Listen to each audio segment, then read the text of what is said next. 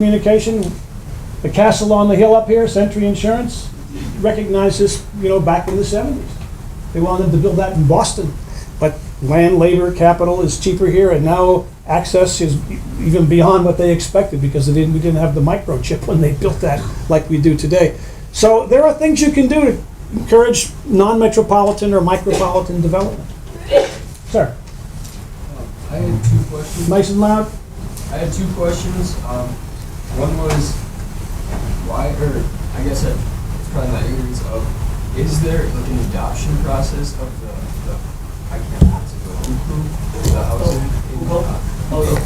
Is there like an adoption kind of thing after like a certain amount of time you spend, as an immigrant, do you or your kids kind of become one of the citizens, or are they grandfathered into your almost reign? And the second one was, you mentioned, Ish, that like Cairo and Alexandria had just merged into a super city.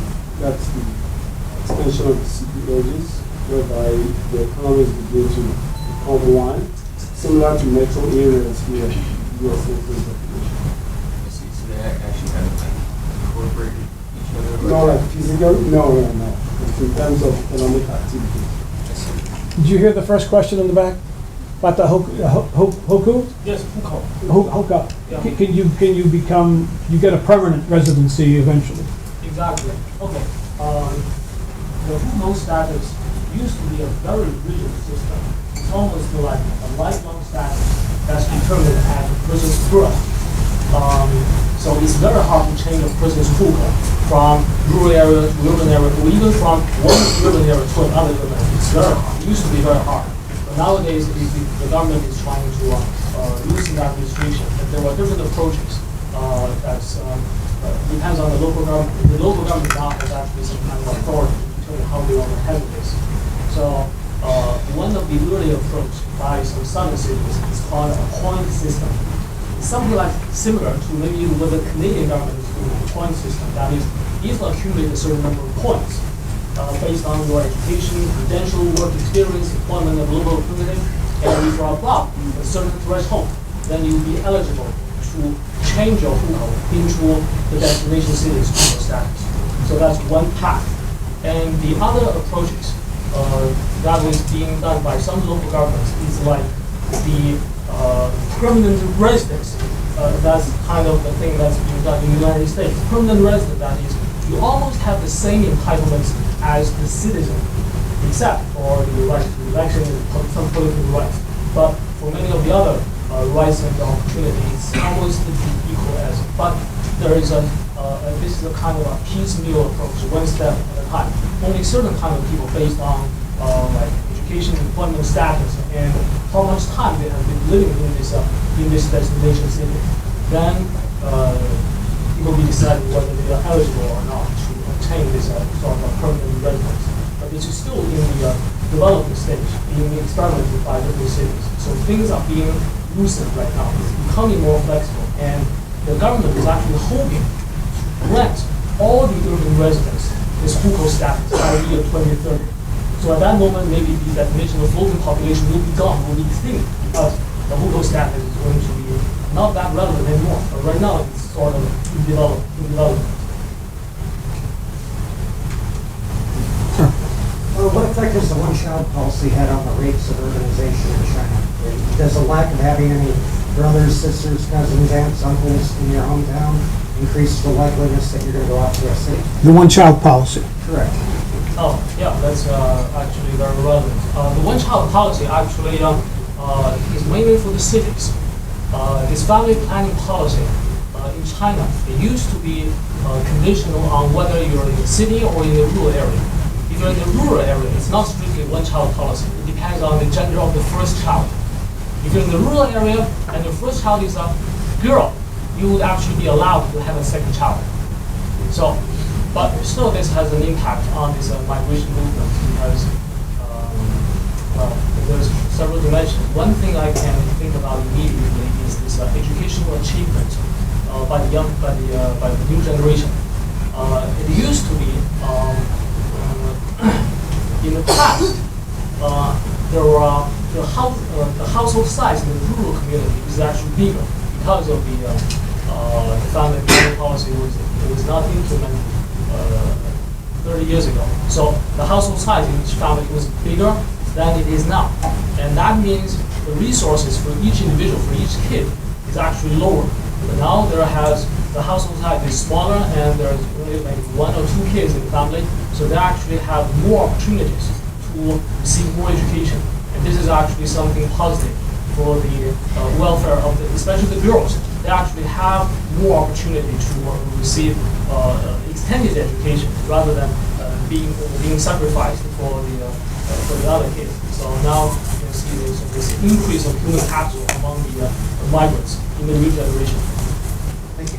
I wanted to ask rather question, with increasing population worldwide, increasing urbanization worldwide, increasing urbanization to coastal cities worldwide, sort of sounds like a perfect storm, and you were implying some of this with risk and hazards. So I was kind of wondering whether are you an optimist or a pessimist about the human species' ability to cope with this over the next 40, 50 years? I mean, you see some rays of light? I think I would follow particularly what Ish said earlier, which is a lot of this is going to depend on how planning takes place. I mean, some of the aspects of vulnerability are shaped by levels of development, but some of it has to do with incentivizing or building infrastructure that prevents people from building in incredibly exposed areas. New Orleans is sort of our local example, but what we have is a case where in lots of coastal regions where we have sort of still very dramatic disparities in wealth, the poor people tend to get stuck in places that are the most exposed. And that also goes for exposure to toxins, it goes for exposure to air quality, but especially in terms of coastal flooding and storm surge, that's where we see very high sort of death tolls start to add up. Am I an optimist or a pessimist? I guess I would say it depends on what kinds of policies we see. I mean, in terms of, I can't speak about all urban planning, but in terms of environmental governance, where we see local governments adopt sort of bottom-up policies that allow local people to voice their concerns, and where those concerns are taken seriously, we tend to see local governments that are taking on more sustainable and adaptive policies. Maybe if what we're seeing is a push for local democracy in place of kind of a top-down technocratic approach, then maybe we will get better outcomes. If not, maybe not. I don't have I guess in some ways maybe it's an interconnected faith with, do we think that people can handle more democracy? I don't know. I guess I'm not really an optimist or pessimist in that sense, just waiting to find out. Okay. Yes?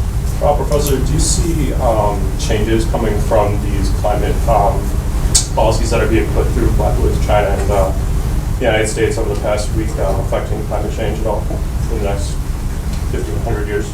Affecting climate change? I would say yes, dramatically. I mean, there are two terms that get thrown around that we want to be careful with. We're talking about, are the policies going to mitigate climate change, or are they going to allow for adapting to climate change? Mitigation would be, will they prevent some extent of climate change, right? We're currently at about 0.8 degrees Celsius over an 1861 baseline, and it's projected that we'll get to 2 degrees Celsius certainly in the next 20, 30 years.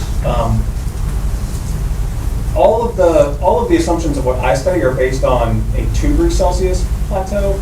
Almost no climate scientist in their right mind thinks that we're actually going to stop at 2 degrees Celsius. At this point, it's pretty clear we've built in about 4 degrees. Do I think that China and the US are going to resolve that themselves? No, but I think it's a really positive first step. I mean, considering this was the breaking point for the Kyoto Accords, was whether or not India, China, and the US would sort of resolve their differences about what the whether historic emissions or current emissions were going to be the greatest thing.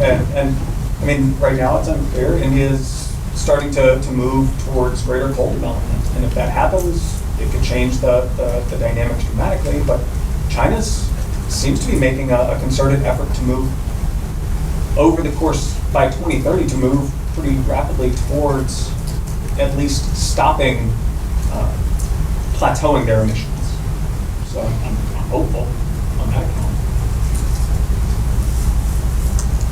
Other thoughts or questions of our panelists about relevant topics? Bob? Seems like one of the main reasons why people move is economic. But in this context, it could be, the pull factors that economic opportunities are more available in the cities. But in some instances, it's the push factors that the rural areas don't sustain them anymore. And I suspect across these regions that we've talked about, this is not the same. But can you draw any generalizations that in certain regions it's more than one rather than the other, and that could influence what policies countries might follow in order to ameliorate it? Push versus pulls. Yeah. The pull of the city versus the push from the country. In East Africa, especially when we talk about the Democratic Republic of Congo, what's really driving most of the growth of the urban settlements is conflict. I don't know if you're familiar, there's been conflict going on in the Democratic Republic of Congo for more than 10 years. More than 10 million people have lost their lives, but the rest of the world doesn't know what's going on. So that's the big factor that is driving growth in that portion of sub-region of Africa, in the sense that conflict, people move to urban areas because it provides some level of safety. Not so much the economic opportunities, but the safety issue, because you have so many different militias and rebel groups in the countryside. So that's driving the push. If you come to West Africa has a lot of what we call international migrants from other parts of Africa to, for instance, like Abidjan in Côte d'Ivoire. That's the highest number of Africans from other parts of Africa considered international migrants. And they come there because the infrastructure is there, the economic opportunities are there, and the health infrastructure is not that bad. So there's that pool, and we see more of that in West Africa. But when you go towards East, where there's all that conflict, it's usually conflict that's the push factor. Those are two different trends. Let me add with the South Asia, especially in Nepal, what's happening is with the economic transformation, there's also a pull factor from lots of rural people migrating to other countries for employment. And because of remittance, more and more their families are moving to urban areas. So along with that, it's creating a cycle with the push, pull, and policy. As urban areas grow, the government tends to put more of its investment on those urban areas, and in return, it's attracting more rural people. So it's kind of creating a cycle in itself in which the government sees the urban areas more relevant and invest more, and in return, it attracts more rural people. So that's what creating that huge disparity. For example, in Kathmandu here, it's one of the most urbanized city in the whole region. We have almost like infrastructure. Some of the infrastructure was similar to what we find in large cities like Chicago. But in the same country, we have areas where people haven't seen any automobiles. So whenever they see a bus or a jeep, they think it's something amazing. And so because of that, we're creating a huge disparity. But because government is trying to focus more on urban areas, and that's creating more of a pull factor, less of a push factor. And in Africa, the issue with the pull factor is when people move because of pull factors, they are less likely to return. When people move because of push factor, when that event is gone or something, most of them tend to return.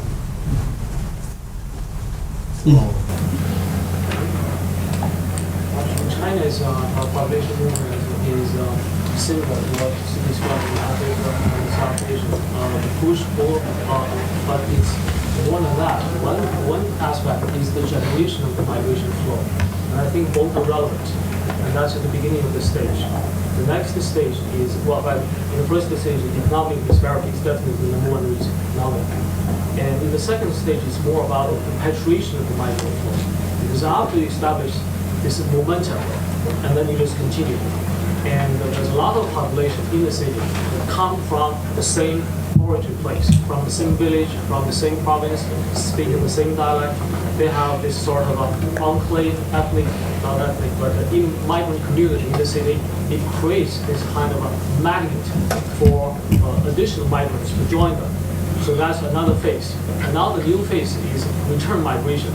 Return migration is, well, on the one hand, there's an increasing issue in the city because nowadays the living cost in the city has gone up too much, and the running wage is actually not high enough to sustain the living cost in the city for some of the migrants.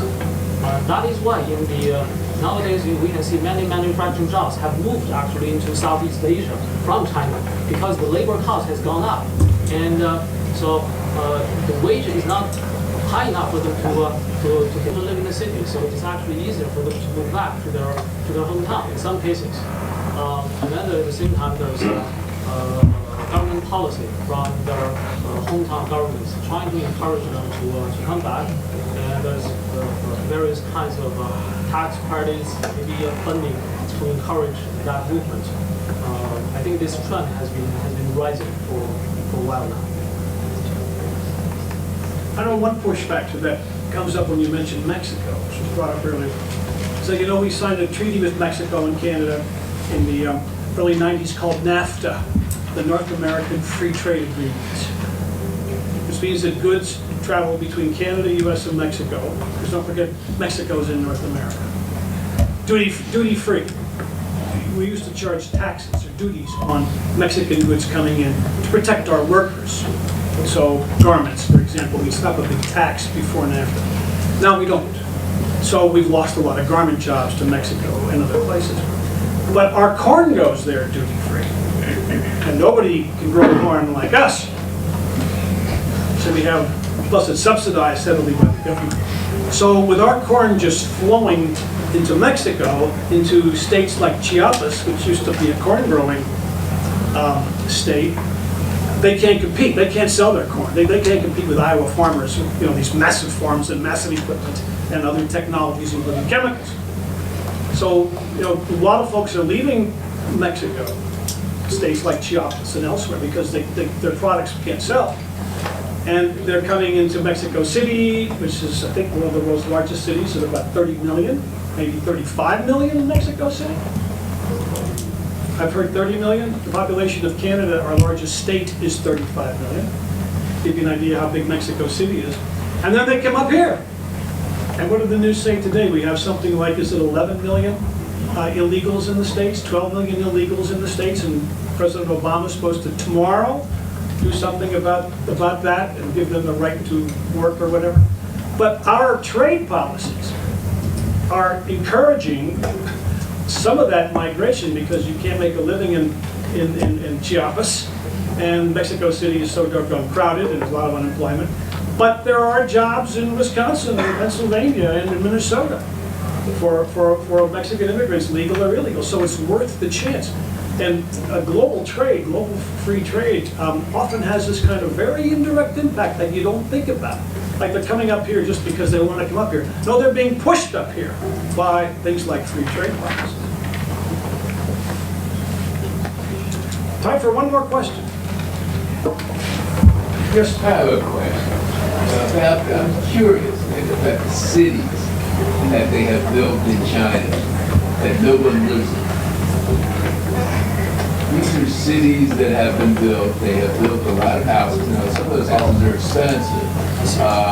And they built shopping centers, I've seen, and they trying to get, business in the shopping centers. And they're sort of empty. Oh, yes. that's a different phenomenon. That has to do with the manipulation of the housing market. They want to do a lot of commercial development because the housing cost has gone up in the Chinese system. They just the way of manipulate the housing market, but unfortunately, I guess there's a mismatch between the supply of the housing units and the demand. Where the build the house is actually is not the same place where the housing the demand is. But there are a lot of cities and villages like empty and ghost towns, etc. So there's some kind of I guess wrong or mistaken estimate about people's demand or how much they can actually afford to pay to buy the house. So that would be my